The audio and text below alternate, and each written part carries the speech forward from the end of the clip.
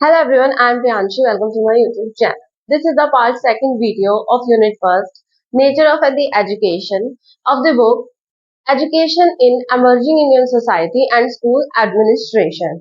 इससे पहली part first video में हम इसकी पहली 3 सब यूनिट्स को कर चुके हैं, जिसमें हमने एजुकेशन के बारे में पढ़ा था कि what is education, what is its nature and what are the aims of education, और 21st सेंचुरी के अंदर कैसे और इंडिया के अंदर कैसी एजुकेशन दी जा रही है, क्या एम है, मॉडर्न गोल क्या है एजुकेशन का।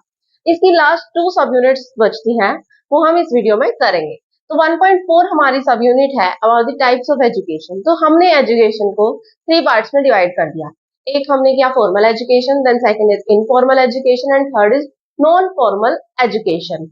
तो हमें 1.4 के अंदर इन तीनों के बारे में पढ़ना है। तो स्टार्ट करते हैं फ्रॉम दी हम फॉर्मल एजुकेशन से। फॉर्मल एजुकेशन में इसकी फॉर्मल एजुकेशन जो होती है, जो एक जैसे एक क्लासरूम के अंदर एक टीचर आपको पढ़ा रहा है, वो एक फॉर्मल एजुकेशन है। एक कॉलेज के अंदर, एक यूनिवर्सिटी के अंदर प्रोफेसर आपको पढ़ा रहा है, वो एक फॉर्मल एजुकेशन है। हमने पढ़ा था कि एजुकेशन सिर्फ स्कूल की या कॉलेज की बाउंड्री वॉल्स तक सीमित नहीं होता, तो इसलिए ही हमने फॉर्मल एजुकेशन, इनफॉर्मल एजुकेशन और नॉन फॉर्मल एजुकेशन में इसको डिवाइड किया है।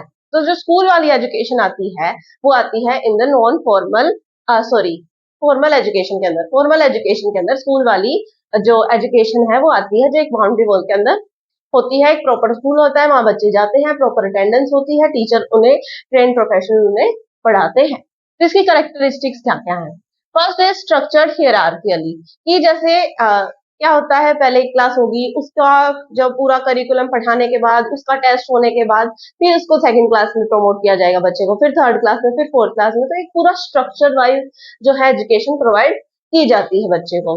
देन सेकंड इसकी कैरेक्टरिस्टिक है कि क्रोनोलॉजिकल ग्रेडिंग। ऐसे ही क्रोनोलॉजिकल ग्रेडिंग होती है, टाइम टू टाइम जो ग्रेडिंग की जाती है, जैसे first class, then second class, फिर थर्ड क्लास। तो ये दोनों जो है रिलेटेड है कि structured hierarchically and chronological grading. की क्रोनोलॉजिकली ग्रेडिंग होती है, जैसे एक साल एक क्लास बच्चा पढ़ेगा, देन उसको सेकंड हम ग्रेड में ट्रांसफर करेंगे या प्रमोट करेंगे। और अगर वो उसका भाई रिजल्ट अच्छा नहीं आया, उसने जो बेसिक चीजें उसको सिखानी चाहिए थी वो नहीं सीखी, फेल हो जाएगा, और फिर देन अगेन वो पूरी क्लास को दोबारा करेगा। देन थर्ड आता है प्लान एंड डेलिबरेट। पूरे प्लान फॉर्मेट में होता है और डेलिबरेट होता है। डेलिबरेट होता है जानबूझ के कोई चीज को करना। तो जो एजुकेशन जो हम प्रोवाइड करते हैं स्कूल्स के अंदर, वो पूरी प्लान एंड डेलिबरेट होती है। प्लान की पूरी प्लानिंग की जाती है, हमारा जैसे पूरा करिकुलम क्या होगा, देन करिकुलम के बाद सब्जेक्ट्स क्या क्या होंगे, सब्जेक्ट का सिलेबस क्या क्या होगा। तो पूरी चीजें जो है वो प्लान होती है, एक टाइम टेबल होता है, एक शेड्यूल होता है। तो ऐसे जो है सारी चीजें होती है और डेलिबरेट वे में होती है। टीचर आती है, आपको स्पेसिफिक टॉपिक, स्पेसिफिक सब्जेक्ट जो है वो पढ़ाती है। डेलिबरेट वे में जो है एजुकेशन प्रोवाइड की जाती है। Then second scheduled fees. Fees भी प्रोवाइड की जाती है, वो शेड्यूल्ड होती है। जैसे फर्स्ट क्लास में भाई पूरी क्लास की होगी, फिर फीस अगर भाई किसी को चेंज करना है तो वो स्कूल छोड़ के चला जाएगा, या फिर जैसे किसी ने 6 मंथ्स के लिए दी है, किसी ने 3 मंथ्स के लिए है, मंथ बाय मंथ फीस देती है। तो एक फीस भी जो है वो प्रोवाइड की जाती है। अब फॉर्मल एजुकेशन जो इंस्टीट्यूट्स होते हैं उनको फीस प्रोवाइड की जाती है। देन हैज ए सिलेबस और has to be completed in definite time. एक सिलेबस होता है जो एक प्रॉपर टाइम के अंदर, जो सेट टाइम है उसके अंदर कंप्लीट होना चाहिए। अगर फर्स्ट क्लास का कोई सिलेबस है तो वो फर्स्ट क्लास के दौरान पूरा हो जाना चाहिए, ये नहीं कि अगले साल कर देंगे। तो उसका एक सिलेबस होता है और सिलेबस जो है एक प्रॉपर टाइम पीरियड के अंदर पूरा होना चाहिए, ये इसके कैरेक्टरिस्टिक है। देन सेकंड सब्जेक्ट ओरिएंटेड जो है होता है, जैसे एक टीचर एक सब्जेक्ट पढ़ाएगी, देन उसके बारे में उसको बच्चों को एजुकेशन प्रोवाइड की जाएगी कि इस सब्जेक्ट से रिलेटेड जो भी कंसेप्ट होंगे वो पढ़ाए जाएंगे। तो सब्जेक्ट ओरिएंटेड जो है ये होता है, इसके अंदर एजुकेशन जो है वो सब्जेक्ट ओरिएंटेड होती है। Then next is taught by teachers. Teachers होते हैं, प्रोफेशनल्स होते हैं, ट्रेन टीचर्स होते हैं जो स्पेसिफिकली इसी के लिए बने हैं, यानी कि इसी के लिए उनको ट्रेन किया गया है कि वो बच्चों को स्कूल में या कॉलेजेस में जाके पढ़ाएं। तो ट्रेन टीचर से जो है टीचिंग प्रोसेस होता है। तो ये इसकी कैरेक्टरिस्टिक्स। अब हम इसके एडवांटेजेस और डिसएडवांटेजेस पढ़ेंगे कि भाई इसकी अच्छी बातें क्या है, इसकी मेरिट्स क्या क्या है, देन इसके डीमेरिट्स क्या क्या है, इसमें क्या बुरी बातें हैं, क्या इसकी डिसएडवांटेजेस हैं, हम पढ़ेंगे। तो ए यानी advantages, D for disadvantages, C for characteristic, same इसी में भी ऐसे ही है। तो पहला आता है एडवांटेजेस का, ऑर्गेनाइज्ड एंड सिस्टमैटिक। सारी चीजें ऑर्गेनाइज्ड वे में हो रही है, सिस्टमैटिक वे में हो रही है, पूरा एक प्लान, सारी चीजें हैं भाई।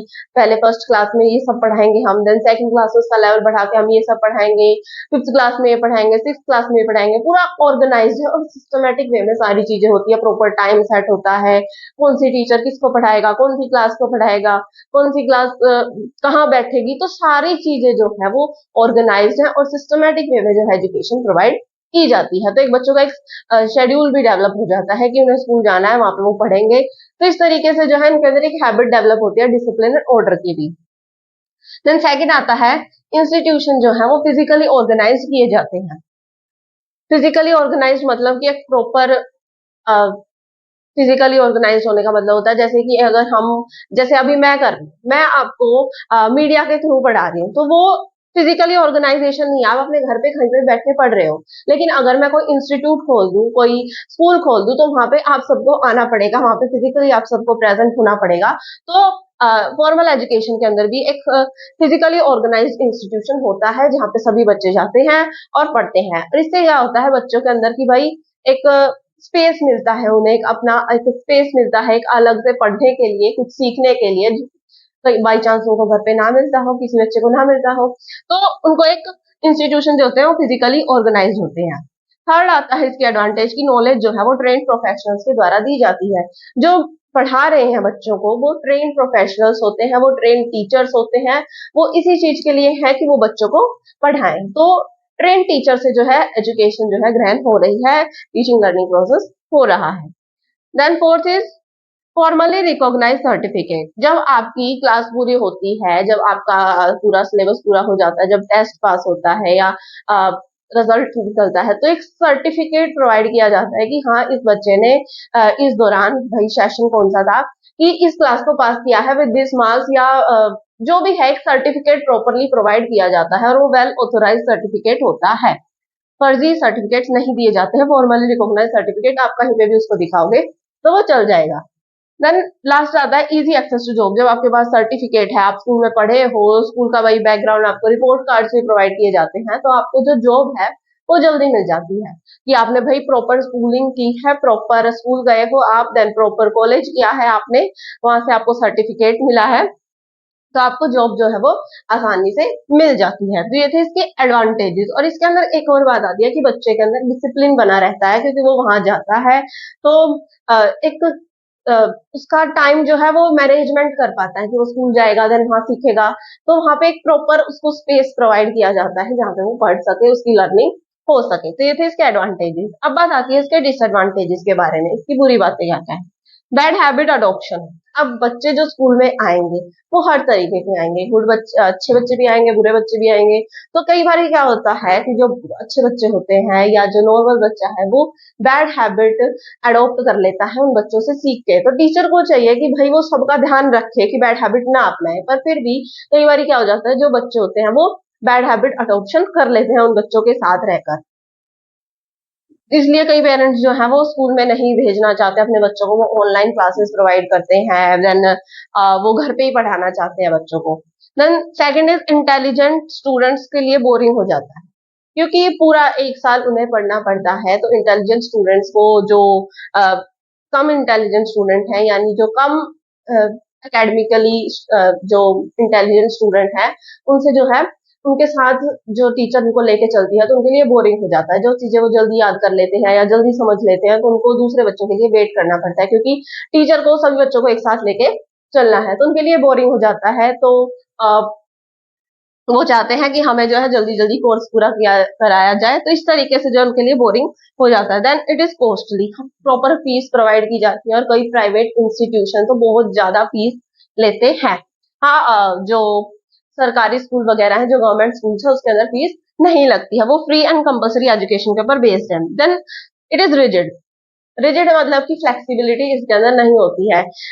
डेली आपको स्कूल जाना पड़ता है, देन प्रॉपर उसका करिकुलम होता है एंड प्रॉपर सब्जेक्ट्स होते हैं, सिलेबस होता है, तो ये पूरी चीजें जो है रिजिड है, फ्लेक्सिबल नहीं होता है। उसके अंदर चेंजेस बहुत कम होते हैं, देन सारी चीजें जो है वो फिक्स होती है। रिजिड एक इंस्टीट्यूशन होता है, रिजिड एजुकेशन ये है।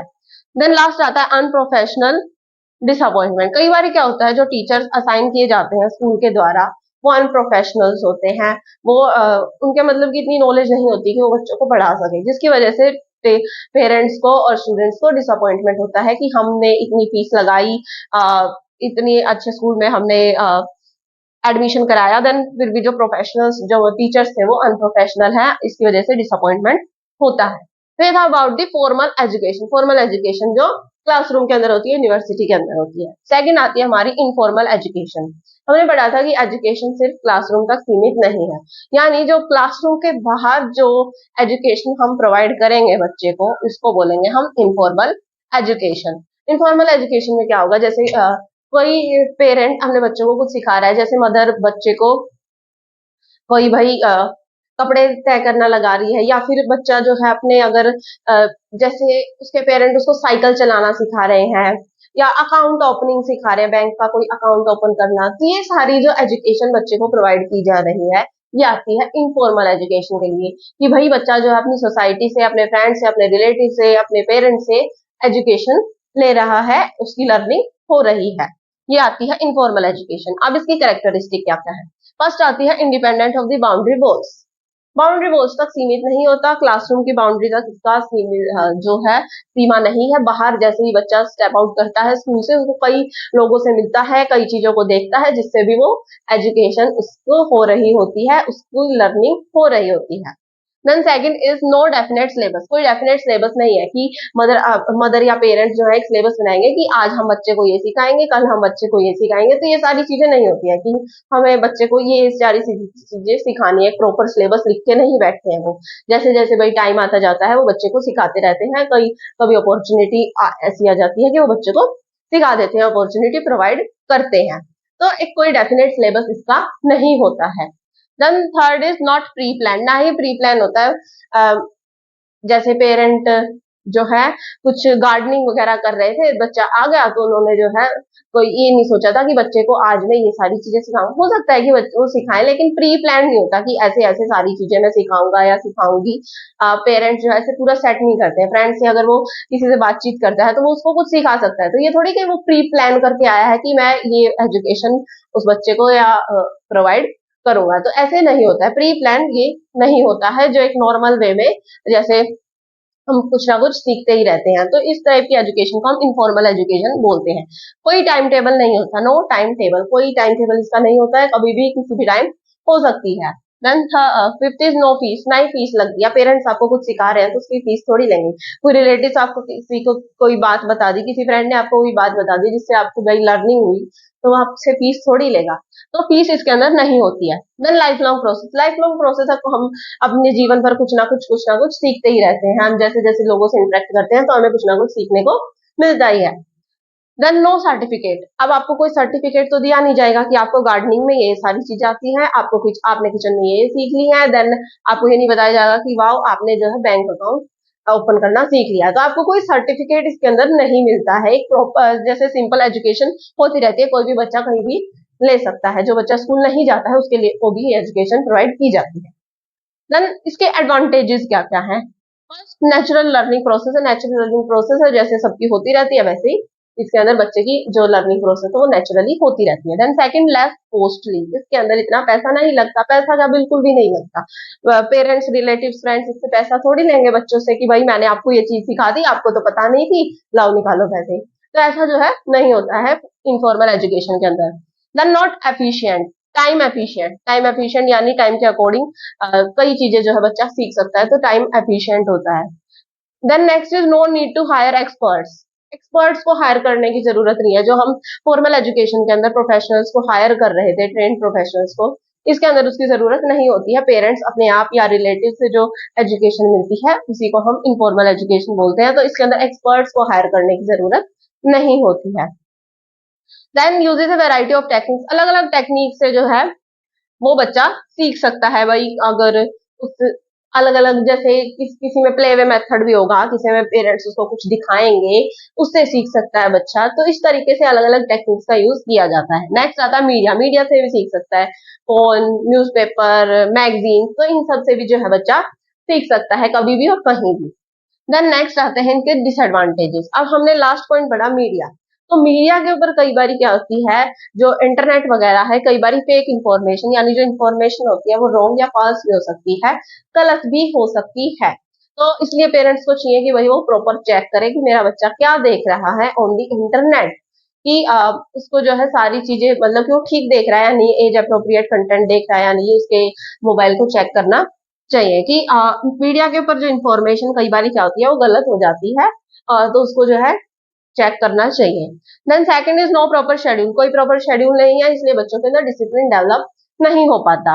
Then next is absence of discipline, good habit and attitude. इसके अंदर जैसे बच्चे जब स्कूल में जाते हैं तो टीचर्स उनको डिसिप्लिन में रहना सिखाते हैं, उनको अच्छे हैबिट्स और उनका अच्छा एटीट्यूड बनाते हैं, जो इसके अंदर नहीं हो पाता है। Then next is lack of confidence. बच्चे के अंदर इतना कॉन्फिडेंस नहीं आता है इसके अंदर। एक बात आप सोच के देखो, एक बच्चा जो स्कूल में पढ़ता है, कई सारे जैसे 40 बच्चे हैं उसके साथ, वहां पढ़ता है, उसको अगर हम स्पीच बोलने के लिए दें कि भैया आपको स्पीच बोलनी है स्टेज पे, तो वो बोल पाएगा। लेकिन एक बच्चा जो कभी स्कूल गया ही नहीं, जो सिर्फ घर पे रहता है, उसके पेरेंट्स उसको पढ़ाते हैं और उसको बोले कि आप स्पीच दो, तो वो थोड़ा हिचकिचाएगा जब एकदम उसके सामने इतनी सारी भीड़ होगी। लेकिन जब बच्चा स्कूल में जा रहा था, उनसे बातें कर रहा था, तो उसके अंदर जो है कॉन्फिडेंस डेवलप होता है। लेकिन यहाँ पे जो है कॉन्फिडेंस नहीं होता बच्चे के अंदर, लैक ऑफ कॉन्फिडेंस होता है। The next is utilize techniques may not be appropriate. जो टेक्निक्स अपनाई गई पढ़ाने के लिए, क्या पता वो ठीक ना हो, क्योंकि ट्रेन प्रोफेशनल्स तो है ही नहीं। तो जो टेक्निक्स हैं क्या पता वो ठीक ना हो। तो ये थे इसके डिसएडवांटेजेस इनफॉर्मल एजुकेशन के। अब नेक्स्ट आता है non formal education. Non formal education होती है जैसे कोई स्विमिंग क्लासेस हो गई, या फिर कोई कंप्यूटर कोर्स हो गया। तो इस टाइप के कोर्सेज जो आते हैं वो आते हैं नॉन फॉर्मल एजुकेशन के अंदर। या फिर भाई कोई बच्चा स्पोर्ट्स के अंदर अच्छा कर रहा है तो वो स्पोर्ट्स अकेडमी जाता है, वहां सीखता है। तो इस टाइप की जो एजुकेशन है वो आती है नॉन फॉर्मल एजुकेशन के अंदर। तो इसकी कैरेक्टरिस्टिक्स क्या क्या है? पहली आती है प्लान्ड होती है। ये भी जो होती है वो प्लान होती है, पूरी प्लानिंग के साथ जो है आपको कोई कोर्स प्रोवाइड किया जाता है। अगर आप कहीं कंप्यूटर कोर्स लेने जा रहे हैं तो वो भी एक प्लान वे में होता है। आपको पहले बेसिक सिखाया जाएगा, फिर कंप्यूटर यूज करना सिखाया जाएगा, चलाया जाएगा। देन उसके भाई अलग अलग जैसे एमएस पावर पॉइंट होता है, एमएस एक्सेल पॉइंट होता है, तो किस तरीके से उनको चलाएंगे, कैसे यूज करेंगे, तो एक तरीके की प्लानिंग होती है प्रॉपर। तो प्लान वे में जो एजुकेशन दी जाती है ये। Next take place apart from the school. School से अलग होती है वो, ये जो एजुकेशन होती है वो स्कूल से अलग होती है, स्कूल की बाउंड्री के अंदर नहीं होती है। अगर कोई बच्चा भाई स्पोर्ट्स के अंदर अच्छा कर रहा है तो उसके पेरेंट्स अगर चाहते हैं कि उसको हम स्पोर्ट्स एजुकेशन प्रोवाइड करें किसी स्पेसिफिक फील्ड, भाई स्पोर्ट के अंदर जैसे क्रिकेट वगैरह के अंदर, तो उसको अकेडमी, स्पोर्ट्स अकेडमी भेजते हैं, और मतलब कि स्कूल से अलग होती है ये education. Then next, no age limit. कोई एज लिमिट नहीं होती है। जैसे स्कूल में अगर होती है कि भाई इस एज का बच्चा जो है इस क्लास के अंदर पढ़ेगा, लेकिन इसके अंदर कोई एज लिमिट नहीं है। कितनी भी साल का बच्चा, बड़ा बूढ़ा बच्चा, कोई भी जो है एजुकेशन ले सकता है नॉन फॉर्मल एजुकेशन के through. Then flexible time and syllabus. इसका जो टाइम और जो सिलेबस होता है वो फ्लेक्सिबल होता है, यानी कि हम उसको चेंज कर सकते हैं according to the need, according to the interest, according to the भाई चेंज जो हो रहे हैं उसके अकॉर्डिंग हम उसको चेंज कर सकते हैं, उसके टाइम को, उसके सिलेबस को। जैसे स्पोर्ट्स अकेडमी का अगर कोई टाइम है, तो अगर भाई जैसे वो संडे को सुबह भी बुला सकते हैं, देन किसी टाइम वो शाम को भी बुला सकते हैं। अगर उनकी ज्यादा प्रैक्टिस करानी है तो सुबह शाम दोनों बुला सकते हैं। तो फ्लेक्सिबल टाइम होता है। लेकिन स्कूल का टाइम क्या होता है, फिक्स होता है कि भाई आपको वो 8 से 2 या भाई 7 से 1 बजे तक आना ही है स्कूल में। अगर इवनिंग शिफ्ट है तो फिर 12 से 6 बजे तक का। तो इस तरीके से क्या फिक्स टाइम होता है, लेकिन इसके अंदर फ्लेक्सिबल टाइम भी होता है और फ्लेक्सिबल ही सिलेबस होता है। वो according to the time and according to the भाई नीड चेंज होता रहता है। Then learning of professional skills. इसके अंदर प्रोफेशनल स्किल्स सीखे जाते हैं। वोकेशनल ट्रेनिंग होती है, it is practical and vocational training होती है कि वोकेशनल की जो पर्सन है वो अपने आप को फिर एंगेज कर सके, एम्प्लॉयमेंट, सेल्फ एम्प्लॉयमेंट वो कर सके। प्रैक्टिकल नॉलेज इसके अंदर ज्यादा प्रोवाइड की जाती है rather than theory type. Next आता है one can earn and learn together. एक व्यक्ति अर्न भी कर सकता है और लर्न भी कर सकता है, यानी अगर वो कोई जॉब कर रहा है तो उसके साथ साथ वो सीख भी सकता है। इसके अंदर ओपन कोर्सेज भी आते हैं, जैसे जो बीए के ओपन डिस्टेंस लर्निंग इसके अंदर आती है, ओपन स्कूलिंग वगैरह भी इसी के अंदर आता है। तो यानी अर्न भी कर सकता है और लर्न भी कर सकता है। अब बात आती है इसके एडवांटेजेस और डिसएडवांटेजेस के बारे में। इसके एडवांटेजेस क्या क्या है? पहला है flexibility in age, time and curriculum. Flexible है, टाइम के अंदर भी वही time according to the need change होता रहता है या चेंज हो सकता है।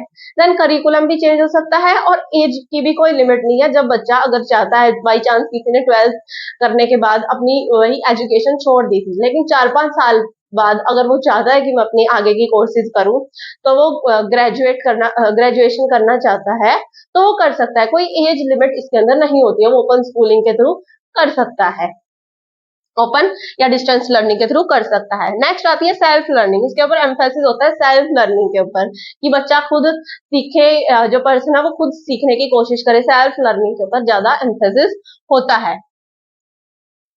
Next is no regular exams. कोई रेगुलर एग्जाम इसके नहीं होते हैं, तो जो बच्चे एग्जाम्स वगैरह से डरते हैं तो उनके लिए बेनिफिशियल होता है कि उन्हें एग्जाम्स जो है रेगुलर नहीं देने पड़ते हैं, कि हर टीचर हर हफ्ते टेस्ट लेगी, हर दिन टेस्ट लेगी या हर महीने टेस्ट होंगे। तो इस तरीके के जो है एग्जाम्स इसके अंदर नहीं होते हैं। देन नेक्स्ट आता है ओपन एंडेड एजुकेशन सिस्टम। ये एक ओपन एंडेड एजुकेशन सिस्टम है, यानी ओपन एंडेड में क्या होता है कि जितने बैरियर्स हैं जो एजुकेशन के अंदर बाधा बन गई हैं उसको हटाने की कोशिश की जाती है। अगर क्लासेस फिजिकली नहीं हो पा रही हैं तो ऑनलाइन एजुकेशन या फिर टेक्नोलॉजी का यूज करके, मतलब कि बैरियर को हटाने की कोशिश की जाती है। और ओपन लर्निंग भी इसके अंदर आती है और डिस्टेंस लर्निंग भी इसी के अंदर आता है, कि हम ओपन एंडेड एजुकेशन सिस्टम है, यानी कि बैरियर्स को रिमूव करने की कोशिश की जाती है इसके अंदर। तो इसका एक एडवांटेज है। Next is vocational training. इसके अंदर वोकेशनल ट्रेनिंग प्रोवाइड की जाती है, कि भाई जो पर्सन जो ये स्किल या कोई एजुकेशन वो कर रहा है, इस प्रोसेस ऑफ एजुकेशन से जुड़ा हुआ है, तो उसकी वोकेशनल ट्रेनिंग होती है, प्रैक्टिकल नॉलेज उसको मिलती है, ताकि फिर वो एम्प्लॉयमेंट, मतलब कि अपने आप को एम्प्लॉय कर सके या नौकरी ले सके, अपनी आजीविका कमा सके। ये तो इसके एडवांटेजेस। अब बात आती है इसके डिसएडवांटेजेस के बारे में, इसके डीमेरिट्स के बारे में। First, attendance on study. ये जो अटेंडेंस होती है वो बच्चों की ठीक नहीं रहती है, कभी आते हैं कभी नहीं आते, क्यों रेगुलर तो है नहीं, टाइम भी चेंज होता रहता है, तो मतलब कि डिसिप्लिन नहीं होता है, अटेंडेंस चेंज होती रहती है। Second is no professional train teachers. जो स्कूल में जैसे प्रोफेशनल्स और ट्रेन टीचर्स होते हैं वो यहाँ नहीं होते, यहाँ पे ट्रेन एंड प्रोफेशनल टीचर्स की एब्सेंस होती है।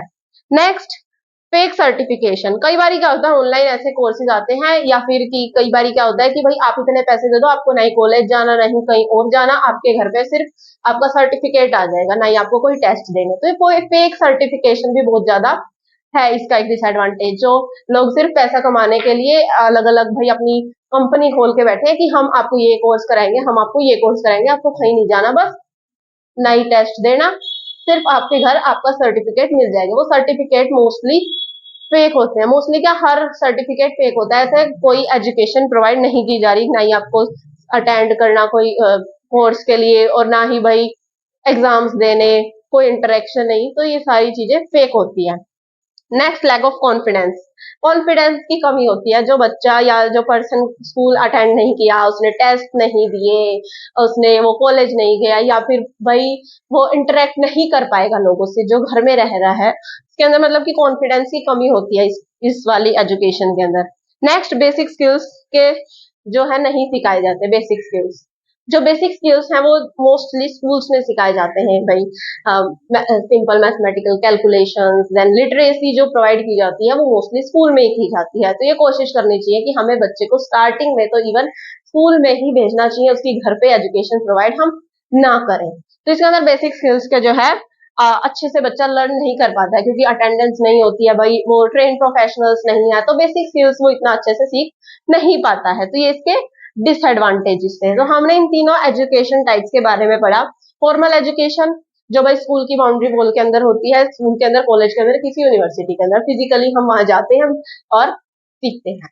नेक्स्ट हमने पढ़ा about the informal education. Informal education में जो एजुकेशन प्रोसेस लाइफ लॉन्ग चलती रहती है, घर पे अपने रिलेटिव्स के साथ, अपनी सोसाइटी में जो बच्चा कुछ सीखता है वो आता है इनफॉर्मल एजुकेशन के अंदर। नेक्स्ट आता है, लास्ट आता है non formal education. Non formal education में होता है किसी वोकेशनल ट्रेनिंग या फिर किसी कोर्स को सीखना। तो इन तीनों के बारे में हमने पढ़ा। ये थी हमारी सब यूनिट 1.4। तो हमारी लास्ट सब यूनिट आती है फंक्शंस ऑफ द एजुकेशन, कि एजुकेशन के कार्य क्या क्या हैं, हम क्यों एजुकेशन बच्चों को प्रोवाइड कर रहे हैं, एजुकेशन से हमें क्या फायदा होगा, एजुकेशन से हम क्या प्रमोट करना चाहते हैं। तो इसमें पहला आता है नेशन बिल्डिंग। हम अपने नेशन को बिल्ड करना चाहते हैं, हम एजुकेशन से अपने सिटीजन्स को सशक्त बनाना चाहते हैं, उनको एम्पावर करना चाहते हैं, उनके अंदर ऐसे वैल्यूज, उनके अंदर ऐसे फेथ्स और बिलीफ्स डालना चाहते हैं, उनके अंदर ऐसी मतलब कि ऐसी शिक्षा उन्हें देना चाहते हैं कि वो एक अच्छा नेशन जो है बिल्ड करे, एक नेशन बिल्डिंग में हेल्प करे। हर कंट्री यही चाहती है, इंडिया भी यही चाहती है कि हम अपने सिटीजन्स को ऐसी एजुकेशन प्रोवाइड करें कि वो जो है वो एक रिस्पॉन्सिबल सिटीजन बने और हमारे देश, हम अपने देश के लिए कुछ ना कुछ अपना योगदान दे, अपना कंट्री की डेवलपमेंट के अंदर हेल्प करें।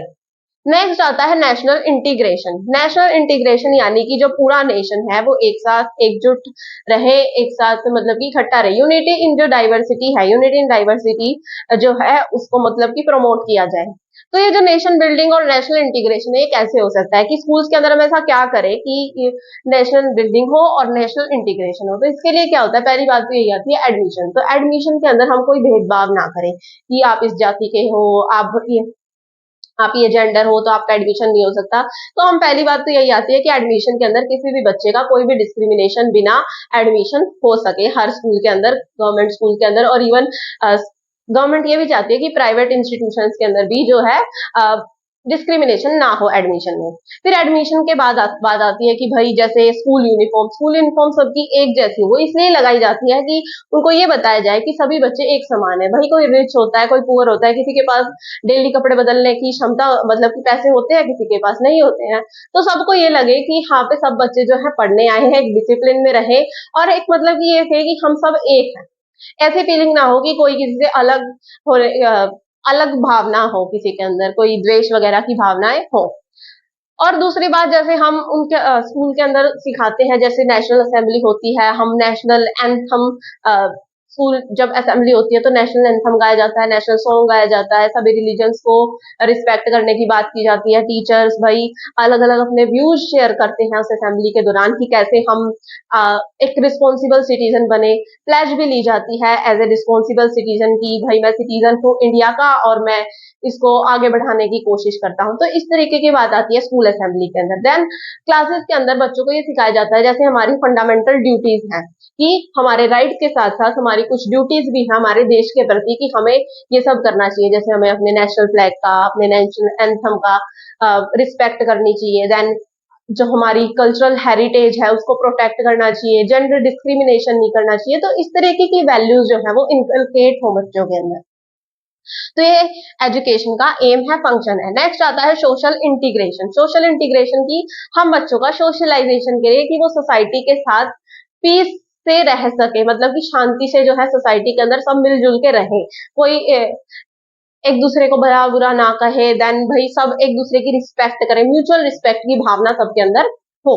सोशल इंटीग्रेशन हो कि सोसाइटी जब छोटे लेवल के ऊपर सब एकजुट रह के रहेंगे तभी तो पूरे देश के अंदर जो है नेशनल इंटीग्रेशन होगा।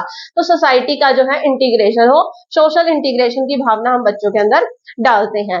Next, inculcating values and ethos. उनके अंदर जो है वैल्यू एजुकेशन हम बच्चों को प्रोवाइड करते हैं, यानी जो मोरल वैल्यू जो है उनको सिखाई जाती है कि भाई to be kind, to be honest, कि भाई हमें सच बोलना है, हमें जो लोगों के प्रति काइंडनेस की भावना होनी चाहिए, शांति को प्रमोट करना है, नॉन वायलेंस को अपनाना चाहिए। तो इस तरीके की जो वैल्यू एजुकेशन जो है हम बच्चों को प्रोवाइड करें। तो इस वैल्यू एजुकेशन का एम यही है कि बच्चों के अंदर कोऑपरेशन डेवलप हो, टॉलरेंस हो और एक काइंडनेस की भावना हो, एक मैन ऑफ करेक्टर वो बन के आए, एक अच्छी पर्सनैलिटी के पर्सन जो है वो बन के आए जब उनकी पूरी एजुकेशन पूरी हो, ताकि उनके अंदर भाई वैल्यूज हो, मोरल वैल्यूज हो, जो ताकि वो अपनी लाइफ को अच्छे से काट सके और सभी के अंदर ऐसा हो ताकि सब जो है एकजुट रह सके। सोशल इंटीग्रेशन, और देन सोशल इंटीग्रेशन होने के बाद हमारे पूरे नेशन लेवल पे नेशनल इंटीग्रेशन होगा।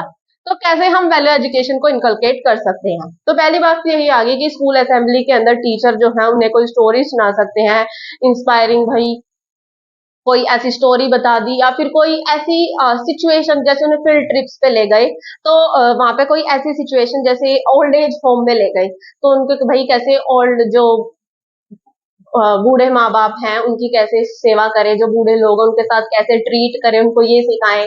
देन अगर कोई जैसे स्कूल बस में कोई बच्चा जा रहा था, भाई कोई स्ट्रे डॉग या स्ट्रे कैट जो था वो घायल हुआ था, तो उसकी कैसे केयर की जाए, तो इस तरीके की वैल्यूज जो है वो कलकेट की जाए, इनकलकेट की जाए, बच्चों के अंदर पैदा की जाए। देन एक टीचर को जो है बच्चों का रोल मॉडल बनना चाहिए कि भाई जैसे टीचर बिहेव करता है वैसे ही बच्चे बिहेव करने की कोशिश करते हैं।